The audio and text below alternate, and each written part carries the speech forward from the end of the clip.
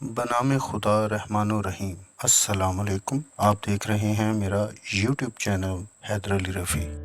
علماء نے امت کو ہلاکت میں ڈالا ہے۔ یہ شیعہ کے مخالف میں آ جائے یا شیعہ اس کے مخالف میں آ جائے، یہ سوتنوں کی لڑائی لڑتے ہیں، اس کا دین سے کوئی تعلق نہیں ہے۔ حضور اکرم صلی اللہ علیہ وآلہ وسلم اور ان کی آل کو خالق دو جہاں نے جو بلند مرتبہ عطا فرمایا ہے، اس کی کوئی مثال نہیں ملتی۔ ان کی تعظیم نہ صرف صحابہ اکرام بلکہ پوری امہ کے ایمان کا حصہ ہے۔ کوئی ان کی برابری کا تصور بھی نہیں کر سکتا، جبکہ بنو امیہ جو تلوار کے خوف سے دائرہ اسلام میں تو شامل ہو گئے، مگر حضور اور مولا علی کے بغض کو اپنے دلوں سے نہ نکال سکے، جس کی نشاندہی ڈاکٹر حافظ صداقت علی آفریدی صاحب جناب فضل ہمدرد کے انٹرویو کے دوران کر رہے ہیں۔ تو جب زمانہ رسالت میں اور قرآن کریم کی لغت میں بھی اہل بیت کا الگ سے منفرد تشخص ہے، تقدس ہے، اور رسول دو عالم صلی اللہ علیہ وسلم کی ذات نے خطبہ دیا ہے اس پر۔ ابن عمر جو اس روایت کے راوی بھی ہیں اور بیان کرنے والے بھی ہیں، وہ خود نصاً بیان کرتے ہیں کہ لوگوں اہل بیت کا تشخص الگ ہے، تقدس الگ ہے۔ اور دوسری بات یہ ہے کہ اہل بیت علیہ السلام اجزائے وجود رسالت ہیں، اہل بیت سے مفاضلہ وجود رسالت سے مفاضلہ ہے، اور یہ حرام ہے۔ تو رسالت پناہ عالم صلی اللہ علیہ وسلم کی ذات نے جب اس سے منع فرمایا تو یہ ارشاد فرمایا انی تارک فیکم الثقلین، یہ ارشاد بڑی معروف حدیث ہے اور یہ متواتر حدیث ہے۔ پھر فرمایا ان سے تقدم نہ کرو، نہ اپنی ذات کو مقدم سمجھو، نہ کسی اور کو مقدم سمجھو، ٹھیک ہے، ورنہ کیا ہو جاؤ گے؟ ہلاک ہو جاؤ گے۔ نصاً مفسدہ بیان فرمایا زبان رسالت نے، یہ میں نہیں کہہ رہا۔ پھر فرمایا ان کے مقام میں ایک رتی برابر بھی سینٹی میٹر بھی جو ہے وہ کمی نہیں کرنی، اس میں بھی ہلاکت ہے۔ وَلَا تَسْبِقُوهُمَا فَتَهْلِكُوا۔ تو جب اس مفاضلے میں ہلاکت ہے تو یہ علماء نے امت کو ہلاکت میں ڈالا ہے، تقسیم ہو گئی ہے، ٹھیک ہے۔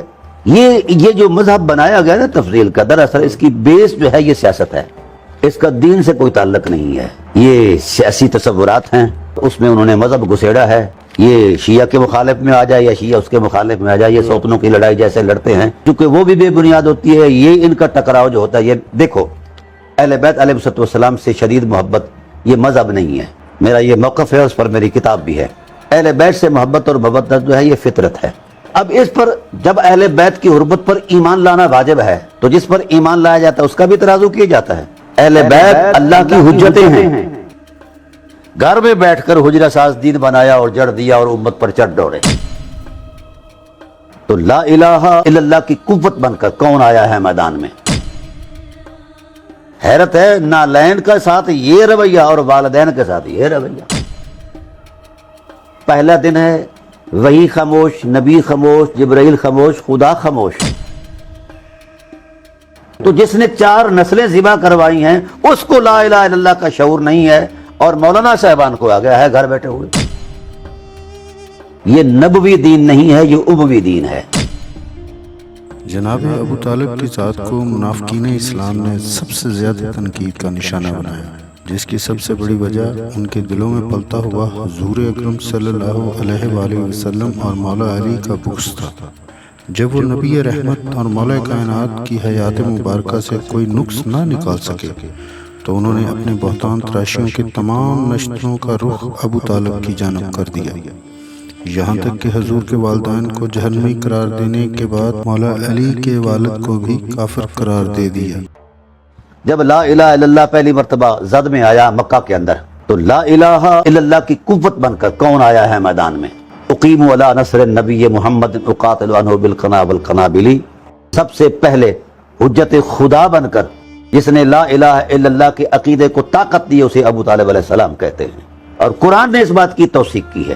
جن راویوں کی روایات کو بیان کر کے ان کی تکفیر کی جاتی ہے، ان راویوں کے پاس مبدأ روایت ہی کوئی نہیں ہے۔ پھر ان روایتوں میں جو آیات کا جوڑ توڑ کرتے ہیں ان کا اس مضمون سے تعلق کوئی نہیں ہے۔ پھر ان دونوں آیاتوں کا جو درمیان میں ٹائم پیریڈ ہے وہ 14 سال کا فاصلہ ہے یار، تو اس طرح کی ہلکی باتیں خدا سے کی طرف منسوب کی جاتی ہیں۔ یہ صرف اہل بیت کو پس منظر میں رکھنے کی ایک باضابطہ سازش ہے، یہ نبوی دین نہیں ہے، یہ اموی دین ہے۔ وہ اللہ کے بندے ایمان کی آپ بات کرتے ہیں، میں آپ سے سوال کرتا ہوں ایمان کے بارے میں آپ کے جو ضوابط ہیں، اقرار توحید، اقرار رسالت، یہی بات ہے نا جی، آخرت پر یقین، کتاب اللہ پر یقین۔ ہم نے اہل سنت کے علم کو، اہل تشیع کے علم کو پڑھا ہے، خدا کے علم کو نہیں پڑھا۔ یہ دونوں طبقات مختلف ہیں اس علم سے. اس کی وجہ یہ ہے اگر یہ مختلف نہ ہوتے تو ان کے درمیان جنگ نہ ہوتی. وحدت امت کا اس وقت جو بنیادی عمومی اصولی تصور ہے وہ آغوش ابو طالب علیہ السلام ہے. ان کی آغوش میں بقائے دین کی ضمانت ہے، اس کی گواہی قرآن نے دی. میں ایک چھوٹی سی مثال آپ کو نص کی صورت میں پیش کرتا ہوں. مثلا آپ کے کلامی لوگ یہ کہتے ہیں کہ جناب لا الہ الا اللہ محمد رسول اللہ کا تکلم جو ہے یعنی اللہ کی الوہیت کو بیان کرنا.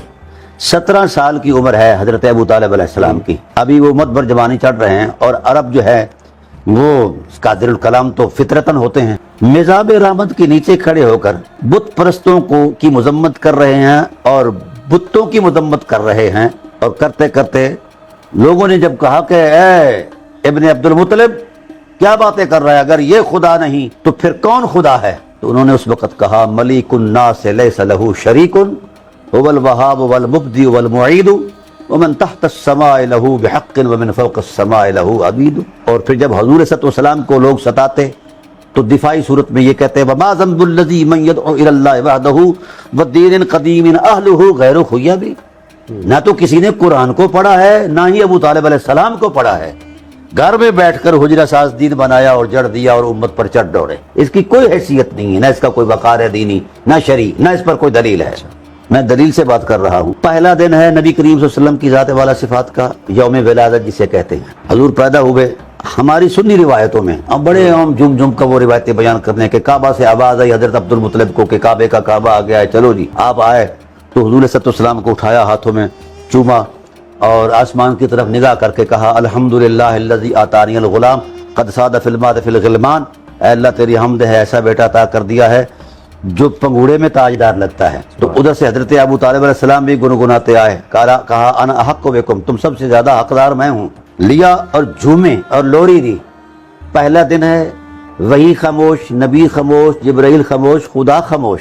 فطرت کا زمانہ چل رہا ہے نا، وحی کا نزول تو 40 سال بعد شروع ہوا ہے نا جی.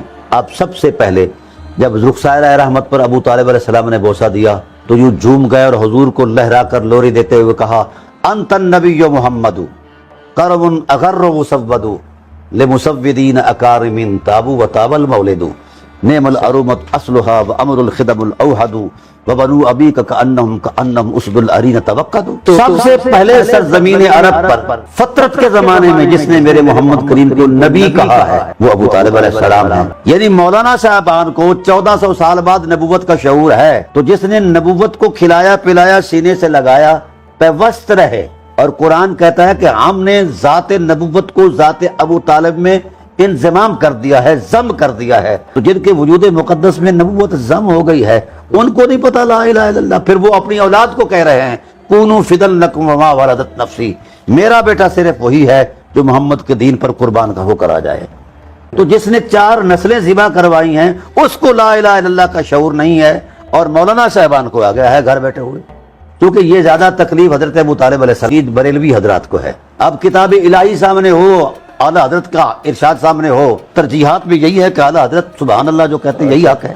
حسب مزاج جو دین ہوتا ہے اسے قبول کیا جاتا ہے، حسب دلیل کبھی بھی دین کو قبول نہیں کیا گیا. ان سب نے ان روایات کو کوڈ کیا ہے اسی آیات کے کنٹیسٹ میں، اپنے اعتبار میں، شان نزول کے اعتبار سے. جو آیت حضرت ابو طالب علیہ السلام کو کافر بنا رہی ہے نا جن کے نزدیک، اسی آیت نے 5 مرتبہ نزول کر کے والدین مصطفیٰ کو کافر بنایا ہے. مجھے اس بات پر بھی حیرت ہوتی ہے کہ یہ نالین کو تو چومتے ہیں، پیشانی پر لگاتے ہیں. حیرت ہے نالین کا ساتھ یہ رویہ اور والدین کے ساتھ یہ رویہ. اچھا بات یہاں تک ابی و ابا کا فنار کی ہے. یہ جوڑ توڑ ہے بنی امیہ کا. رسول کے رشتوں کو ٹارگٹ کرو اور ان کو ڈی گریڈ کرو. یہ میں نے اس پر 3ری جلد میں میں نے پوری تحقیق دے دی ہے. ملا علی قاری مرحوم نے تو اس پر باضابطہ کفر پر، کفر والدین پر باضابطہ کتاب لکھی ہے، اور اس کا مواخذہ اللہ تعالیٰ کی ذات نے فوراً دنیا میں ہی ان کو دے دیا تھا. ٹھیک ہے، اب پتہ نہیں قبر کے نیچے کیا ہو رہا ہے ان کے ساتھ، یہ اللہ جانتا ہے، یہ اللہ کا رسول جانتا ہے. رسول کی اگر نسبتوں کا تقدس نہیں سامنے رکھو گے، رسول کے دیکھو میں نے یہ کتابیں کیوں لکھی، مجھے شرم آئی مسلمان ہونے پر، اور پھر 10 مرتبہ شرم آئی مولوی ہونے پر کہ کاش میں یہ نہ ہوتا. مجھے وہ حدیث یاد آ گئی کہ رسول اللہ صلی اللہ علیہ وسلم نے فرمایا کہ تمہاری ماں کے قدموں کے نیچے جنت ہے. مجھے وہیں شرم آئی کہ میری پینڈو ماں، سادی ماں کو میرے رسول نے کتنی حرمت دے دی ہے کہ 7ویں آسمان پر چمکنے والی جنت کو ان کے قدموں میں رکھ دیا ہے. تو کیا میں مسلمان ہوں کہ میں رسول کی ماں کو کفر کی گالی دے رہا ہوں اور اپنا مذہبی تشخص کہہ رہا ہوں. یہ ڈرامے بازیاں ہیں مولانا صاحبان کی.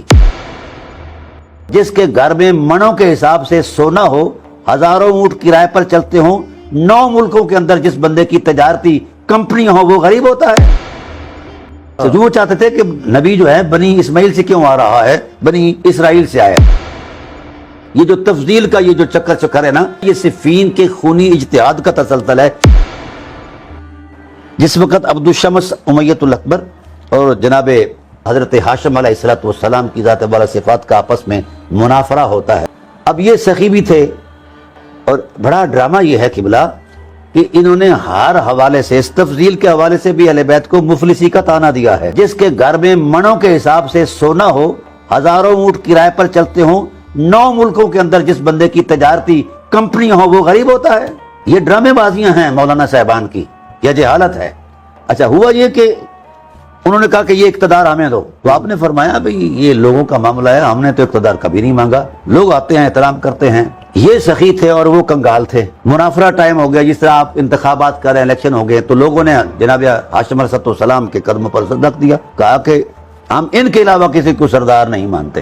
اب طے یہ ہوا تھا کہ جو بندہ منافرہ ہار جائے وہ 10 سال کے لیے مکہ چھوڑ کر شام میں دیس چلا جائے. ادھر چلے گئے. وہ وہاں چونکہ سرزمین یہود تھی تو یہود ان کی برین واشنگ کرتے رہے خاندانی اعتبار سے. ان کو یہ پتا تھا کہ بنی ہاشم سے نبی نے آنا ہے اور ہم نے ان کے مد مقابل ایک طاقت کھڑی کرنی ہے. پھر ان کے بعد جناب والا وہ وہاں مر گیا.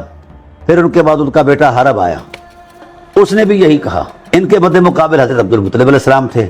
پھر یہ منافرہ ہار گئے، پھر ان کو جانا پڑا، پھر یہ بھی وہیں گئے. ٹھیک ہے، تو علماء یہود جو تھے وہ ان کے ساتھ قرابت رکھ کے جناب والا ان کے ساتھ مل. تو جو چاہتے تھے کہ نبی جو ہے بنی اسماعیل سے کیوں آ رہا ہے، بنی اسرائیل سے آیا، کیونکہ پہلے بھی انبیاء علیہ السلام آئے تھے. تو اللہ تعالیٰ نے جواب دیا، اللہ عالم حیث یجعل رسالتہ، وہ بھائی میری مرضی ہے، رسالت میں ادا کرتا ہوں. تم جو کہتے ہو کہ ہماری نسل میں آئے تو تم نے پہلے انبیاء کے ساتھ فلم تقتلون انبیاء اللہ، تم نے تو اپنے ہاتھوں سے نبیوں کو قتل کیا ہے. کس منہ سے کہتے ہو کہ نبی ہمارے اس میں آئے، طبقے میں آئے؟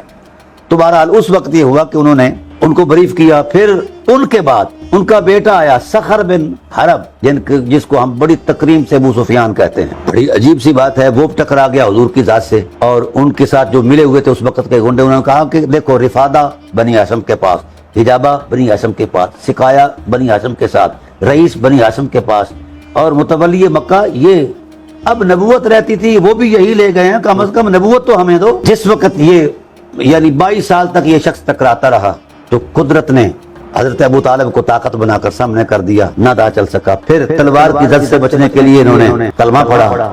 حنین میں گئے، وہاں کیا کیا انہوں نے. تو آپ پوری تاریخ پڑھ لیں ان کی، آپ کو ہر جگہ ان کا تعصب نظر آئے گا.